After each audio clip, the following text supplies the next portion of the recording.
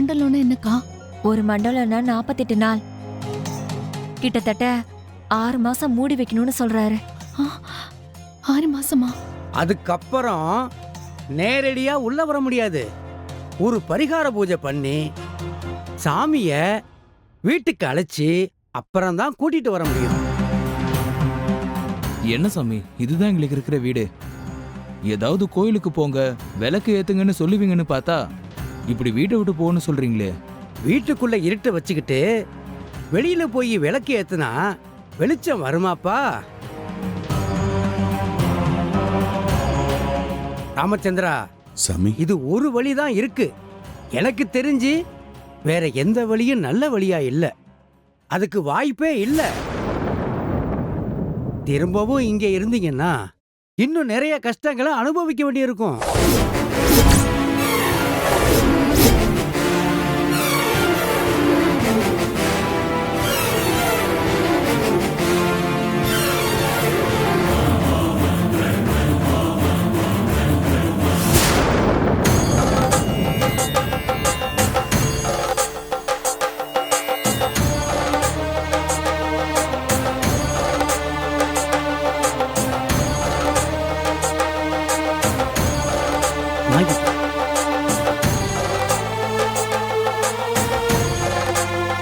ராமச்சந்திரா, இதையெல்லாம் நம்பிக்கையா எடுத்துக்கிட்டு செய்யறதும் செய்யாததும் ஓ இஷ்டம். ஆனா இந்த குடும்பத்தை காப்பாத்துற பொறுப்பு உங்க 2 பேருக்கும் இருக்கு. அதை நீங்க மறந்துடாதீங்க. ஐயோ சாமி, நம்பிக்கையெல்லாம் இல்லாம இல்ல சாமி. ஆனா இந்த ஊர்ல தான் பிசினஸ் வேலைன்னு எல்லாமே சுத்தி சுத்தி இருக்கு சாமி. இதை தாண்டி எங்க போறது என்ன பண்றதுன்னு தான் சாமி எங்களுக்கு மலைப்பா இருக்கு. சாமி, திடுதிப்புன்னு இப்படி சொன்னீங்கன்னா எங்களுக்கு என்ன செய்யறதுனே புரியல. எல்லாத்துக்கும் வழி இருக்கு. நல்லா யோசிச்சு பாருங்க. யாரு முக்கியம் உங்களுக்கு? உங்க குடும்ப வாரிசு. அதுகிட்ட போங்க. கொஞ்ச நாளைக்கு எல்லாத்தையும் விட்டுட்டு ஒதுங்கி இருங்க. இதெல்லாம் எங்க போயிட போகுது? ஏன் சாமி, இவர் சொன்ன மாதிரி இங்கதான் எங்க பிசினஸ் மத்த வேலைங்கெல்லாம் இருக்கு. எல்லாத்துக்கும் ஆசைப்பட்டா எப்படி ஜெயம்மா? இங்க பிரச்சனை இருக்குன்னு தெரிஞ்சு போச்சு. அப்புறமும் இங்க இருக்கணும்னு ஆசைப்பட்டா என்ன செய்யறது சொல்லுங்க? சாமி, ஊர்ல இருக்கிற எல்லாரும் என்னென்ன கேட்பாங்களோ எல்லாருக்கும் என்ன பதில் சொல்றது? இப்ப கொஞ்ச நாளைக்கு ஊரு கண்ணுல இருந்து ஒதுங்கி இருக்கிறது தான் நல்லது. சரிங்களா? நீங்க எல்லாரும் யோசிச்சு ஒரு முடிவு செய்யுங்க. சரிங்க சாமி. ராகினி, வாடி, நீயே வந்து வாங்கிக்க.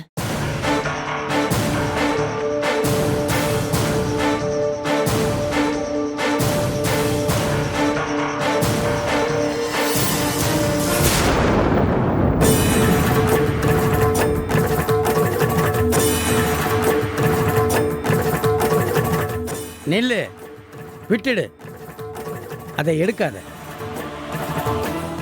அவங்களுக்கு கிடைக்க வேண்டியது தான் கிடைக்கும். நீங்க தான் யோசிச்சு ஒரு முடிவு பண்ணணும். பத்திரமா இருங்க.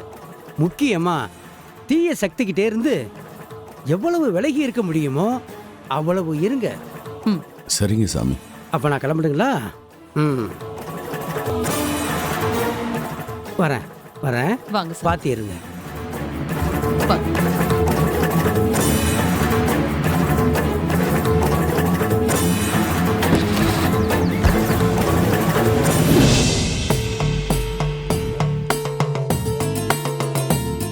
என்னப்பா இவர் இப்படி சொல்லிட்டு போறாரு? இதெல்லாம் நடக்கிற காரியமா? எனக்கும் ஒன்றும் புரியலடா. இவர் இவ்வளோ தூரம் சொல்றாருன்னா எனக்கே ஆச்சரியமா தாண்டா இருக்கு. ஆனா அவர் சொல்றத நம்பாம இருக்கவும் முடியல. ஆனா நம்ம வீட்ல இருந்த எல்லாத்தையும் சரியா சொல்லிட்டாரே மாமா. நாங்களும் எங்களுக்கு குழந்தை பொறுக்கலன்னு வருத்தத்துல தான் இருக்கோம். மாமா, இப்பதான் மாமா எல்லாமே புரியுது.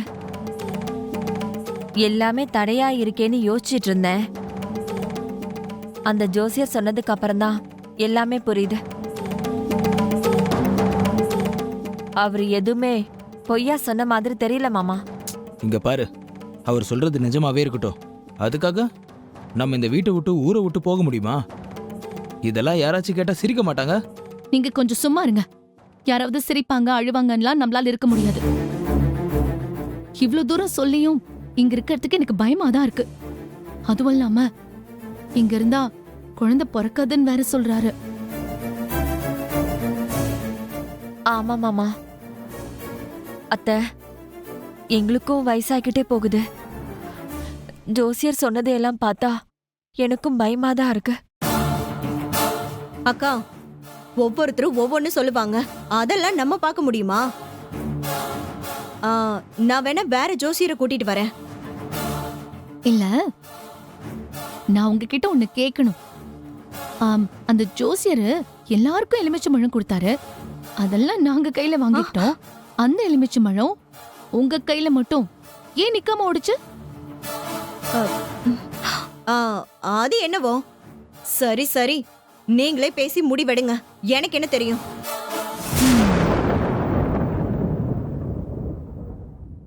ஜெயா, என்னம்மா எதுவுமே பேசாம இருக்க? என்ன செய்யலான்னு நீதாம்மா சொல்லணும். இது பாரு ஜெயா, உன்னை நான் எதுவும் காயப்படுத்துற மாதிரி பேசியிருந்தா அது எதுவும் மனசுல வச்சுக்காத ஜெயா. நானுமே ஒரு ஆதங்கத்தில் அப்படி பேசிட்டேம்மா. பரவாயில்ல, விடுங்க. நமக்குள்ள என்ன இருக்கு? மா, இப்ப இந்த வீட்டுக்கு என்னம்மா செய்யறது? யாருக்குமே இனிமே இங்க இருக்க இஷ்டம் இல்லை போல இருக்கு. நம்ம வேணா பெசநகர் வீட்டுக்கு போயிடலாமா? ஆமாமா, அது கரெக்டான ஐடியா வெற்றி. அங்கேயே போயிடலாம்க்கா.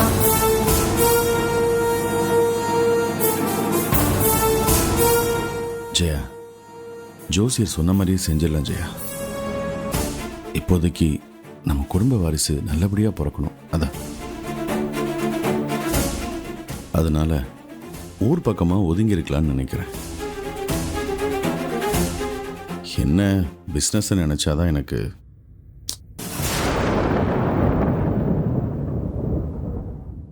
நான் ஒரு முடிவு எடுத்துட்டேன்.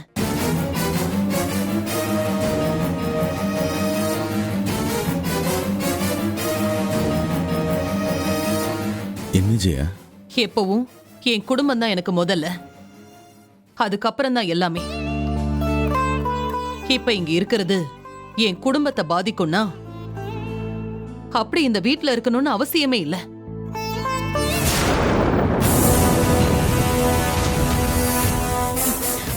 அக்கா, என்னக்கா, நம்ம எதுக்கும் வேற ஒரு ஜோசியரை கூட்டிட்டு வந்து பேசலாம். இல்ல ராகினி, இதுக்கு மேல நான் யார் பேச்சையும் கேட்க போறதில்ல. நான் காலையிலேயே சாமி கும்பிட்டுட்டு முடிவெடுத்துதான் இந்த ஜோசியரையே வர சொன்னேன். அவரும் எல்லாம் சரியாதான் சொல்லியிருக்காரு. இன்னைக்கு என் குடும்பம் மூளைக்கு ஒன்னா பிரிஞ்சு போயிருக்கு. அதை என்னால தாங்கிக்கவே முடியல. நான் விட்டு கொடுத்தா என் குடும்பம் சந்தோஷமா இருக்கும்னா அதுக்காக நான் என்ன வேணாலும் செய்வேன்.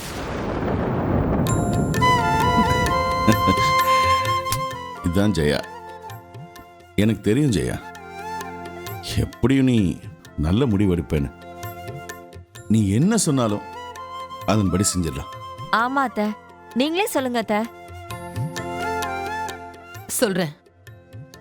நாம பேசாம வீட்டை காலி பண்ணிட்டு காவியா இருக்கிற இடத்துக்கே போயிடலாம்.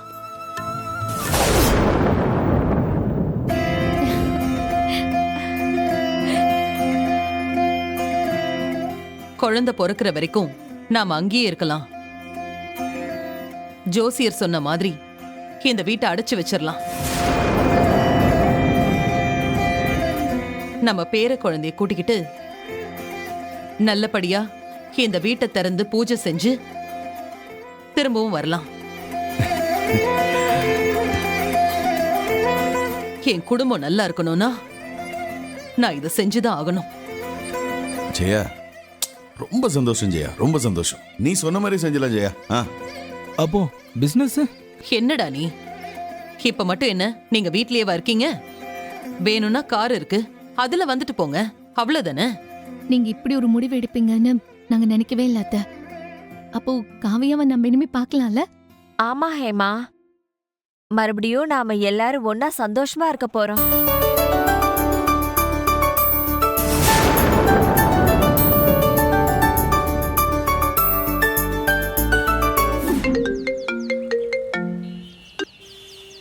சொல்லுங்க ஜி. என்னது சீயா? டே கௌதம், என்னடா அம்மாவை சீன்னு திட்டுற? அது வந்து சீ இல்லம்மா, அது ஜி. ஜி இல்லம்மா, ஹிந்திக்காரங்க பேசுறதுக்கு முன்னாடி மரியாதைக்கு ஒரு ஜி சொல்லுவாங்கல்ல, அந்த மாதிரி தான்மா இதுவும். அதனாலதான் ஜி சொன்னேன். ஏண்டா என்ன உளறு நீ? நீ என்ன ஹிந்திக்காரனா ஜி போட்டு கூப்பிடுறதுக்கு? ஐயோ மரியாதைம்மா, உங்களை மரியாதையா அம்மா ஜி, வாங்க ஜி அப்படின்னு உங்களை கூப்பிட்டு பார்த்தம்மா. டே கௌதம், என்னடா ஆச்சு உனக்கு? பைத்தியம் பிடிச்ச மாதிரி பேசிட்டு இருக்க. ஏண்டா சம்பந்தம் இல்லாம உளறிட்டு இருக்க? ஐயோ, ஒரு தப்பை பண்ணிட்டு சமாளிக்கிறோங்கிற பேர்ல எதையோ உளறிட்டு இருக்கோமே, இப்ப எப்படி சமாளிக்கிறது?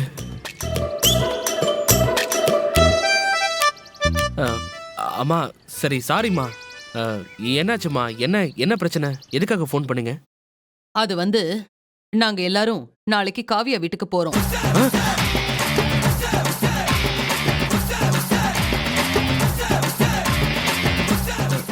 அம்மா என்னம்மா சொல்றீங்க?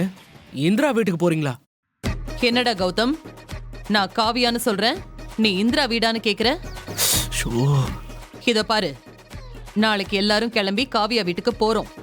அதே மாதிரி நீயும் திருச்சியில இருந்து கிளம்பி நேரா அங்க வந்துரு, சரியா? அம்மா நாங்க தான் இருக்கேன். என்னடா சொல்ற? நீ அங்க இருக்கியா? நாங்க இருக்கேன்னு சொல்லல ஜி. நான் வந்து இங்க வந்து இறங்கிடுறேன் ஸ்ட்ரைட்டா அப்படின்னு சொல்றேன். உங்களுக்கு என்னம்மா புரியலையா? நான் திருச்சியில இருக்கேன்ல, நான் வரணும்ல, அதை தான் சொல்றேன். ஓ சரிடா கௌதம், லேட் பண்ணிடாம சீக்கிரம் வந்து சேரு. சரிங்கம்மா, நான் உங்களுக்கு முன்னாடி இருக்கேன். ஓகேவா? நீங்க பார்த்து வாங்க, பத்திரமா வாங்க. சரி, ஓகே. டீகே. ஷோ, இது வேற புது பிரச்சனையா இருக்கே. இதை எப்படி சமாளிக்கிறது? இவ வேற நிக்கிறாளே ஒரே நேரத்துல, அதுவும் ஒரே வீட்டுக்குள்ள. எப்படி டபுள் ஆக்ஷன் பண்றது? வேற வழி இல்ல. பஜன்லால் வேஷத்தை கலைச்சிட்டு கௌதமா மாறிட வேண்டியதான்.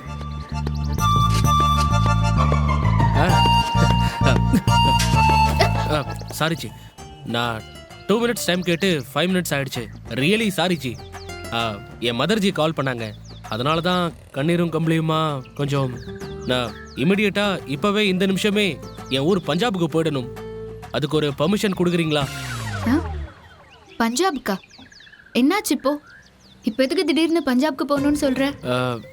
இல்லை மேடம் ஜி, என்ன சொல்றது, என் மதர் ஜி இருக்காங்கல்ல, அவங்களோட அம்மாஜி, அதாவது இங்க என்ன சொல்லுவாங்கோ, அம்மாச்சி சொல்லுவாங்கல்ல, அவங்களுக்கு சிக்கா, உடனே கிளம்பி வர சொல்லிருக்காங்க. என்னாச்சு? ரொம்ப சீரியஸா இருக்காங்களா? அதெல்லாம் இல்ல, நல்லதா இருக்காங்க. இல்ல உடம்பு சரியில்லையா, அதனாலதான் எமர்ஜென்சி. நான் போயிட்டு வந்துடுறேன்.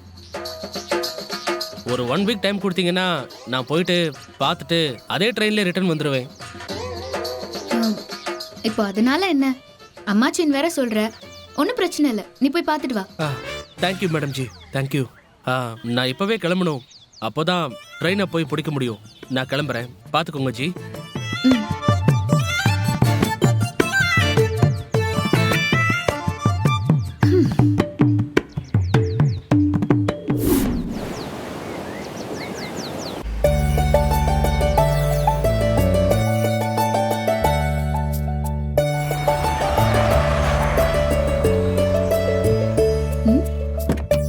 அம்மா, அம்மா, என்னடி? அங்க பாருமா. வா போலாம்.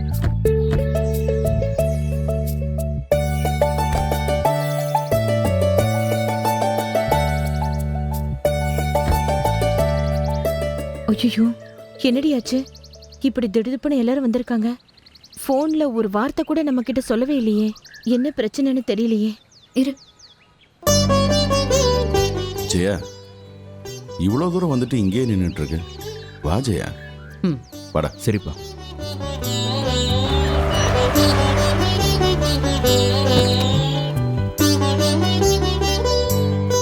அம்மா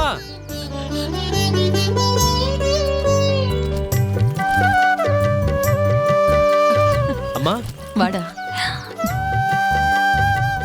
அம்மாஜி எப்படி இருக்கீங்க? அப்பாஜி எப்படி இருக்கீங்க? டேய், என்னடா இது அம்மாஜி அப்பாஜின்ட்டு? அப்பா உங்களுக்கு தெரியாதா, நம்ம சைட்ல ஃபுல்லா ஹிந்திக்காரங்க. அவங்கள மேய்க்கிறதுக்குள்ள எப்பா அவங்க கிட்ட பேசி பேசி இந்த ஜீலா வந்துருச்சுப்பா. என்னம்மா சொன்ன டைம்ல கரெக்டா வந்து சேர்ந்துட்டேனா? கரெக்டா வந்துட்ட கௌதம். நான் தான் நீ வருவியோ வரமாட்டியோன்னு பயந்துட்டே இருந்தேன். சரி சரி, எதுக்கு வாசல்ல நின்று பேசிக்கிட்டு? உள்ள போலாம்ல? வான்னு யாருங்க கூப்பிடணும்? அத்தை. சம்மந்தி கூப்பிடுறேன். அத்தை வாங்க அத்தை. மாமா உள்ள வாங்க. உள்ள வாங்க. வாங்க எல்லாம். வாங்க வாங்க தம்பி. வாங்க நீ.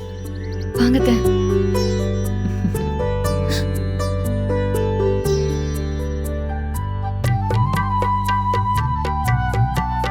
ஏய் ஏய் ஆ?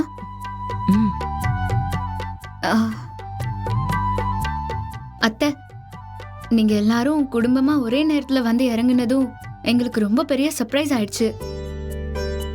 அதான் என்ன பண்றது ஏது பண்றதுன்னு தெரியாம அப்படியே திகைச்சு போய் நின்னுட்டோம். நீங்க எல்லாருமே முன்னாடியே வரப்போறத சொல்லியிருந்தீங்கன்னா நாங்க நாங்க பயங்கரமா வரவேற்பெல்லாம் கொடுத்திருப்போம். நல்ல நேரம்னா முன்கூட்டியே சொல்லிட்டு வரலாம். இந்த ராகுகால யமகண்டத்தை பார்க்க எதுக்கு சொல்லிட்டு வரணும்? சம்மந்தியம்மா, நீங்க எங்க வீட்டுக்கு வந்தது எங்களுக்கு ரொம்ப சந்தோஷமா இருக்கு. கல்யாணத்துக்கு கூட வீட்டுக்கு வராதவங்க இப்ப வந்திருக்கீங்க. ஐயோ, என் மனசுக்கு எவ்வளவு சந்தோஷமா இருக்கு தெரியுமா? கல்யாணத்துக்கு கூட வராதவ இப்ப வந்திருக்கேன்னா அதுக்கு ஒரு காரணம் இருக்கும்ல. எங்க வீட்டோட வாரிசு இந்த வீட்டு பொண்ணோட வயித்துல வளர்ந்துட்டு இருக்கு. அந்த வாரிசு இந்த பூமிக்கு வர வரைக்கும் அதுக்கு எந்த பிரச்சனையும் வந்துடக்கூடாது. அது நல்லபடியா வளர்ந்து நல்லபடியா பிறந்து வரணும். அது ரொம்ப முக்கியம். அதனாலதான் நான் எல்லாரையும் கூட்டிக்கிட்டு இந்த ஊருக்கே வந்தேன். அத்தை, அப்போ நீங்க இங்கேயே இருக்க போறீங்க தானே? இந்த வீட்ல தானே இருக்க போறீங்க? இந்த வீட்லயே இருங்க அத்தை.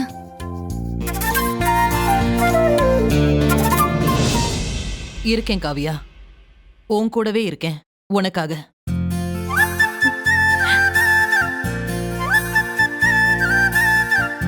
ரொம்ப சந்தோஷம் சம்மந்தியம்மா. நீங்க எத்தனை மாசம் வேணும்னாலும் இங்க தங்கிக்கலாம். அது எங்க எல்லாருக்குமே சந்தோஷம்தான்.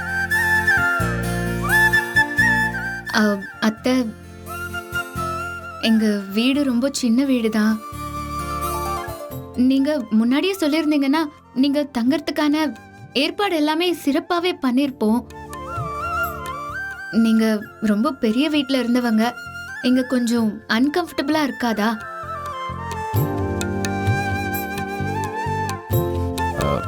அம்மாடி, நீ எதுக்குமா சங்கடப்படுற? இங்கே என்ன வசதி இருக்கோ அதுக்கு தகுந்த மாதிரி எங்களை மாற்றிக்கிட்டு நாங்கள் அட்ஜஸ்ட் பண்ணி இருந்துக்குவோம்மா. நீ அதை பற்றிலாம் எதுவும் கவலைப்படாத. அத்தை, மாமா உங்களுக்கு ஓகேனா எங்களுக்கும் ஓகே தான். மாமா, உங்க ரூம் காட்டுறேன் வாங்க. ஏய், இந்த ரூம் ஓகேவான்னு பாருங்க மாமா. ஐயோ இங்க எல்லாரும் இருக்கலாம். அம்மாடி, முதல்ல இங்க இல்ல வா. மாமா, நீங்க உள்ள வந்து பாருங்க, நான் சொல்றேன். நீ இங்க வாமா, சொல்றேன், இங்க வா. இல்ல அத்தை, நீங்களும் பாருங்க. ஐயோ, என்னம்மா இப்படி பேசிட்டு இருக்க? அந்த ரூம்ல ஏசி இல்ல, ஃபேன் தான் இருக்கு மாமா. ஐயோ இந்திரா, அதெல்லாம் ஒன்றும் வேண்டாமா. ஏமா, அவ்வளோ பெரிய ஜன்னல் இருக்கு, ஜன்னலை திறந்து விட்டா சும்மா சுகமா காத்து வரப்போகுது. எதுக்குமா ஏசி எல்லாம்? போய் வந்திருக்கவங்களுக்கு ஏதாவது ரெடி பண்ணு. சரியா? சரி, ஓகே மாமா. போ.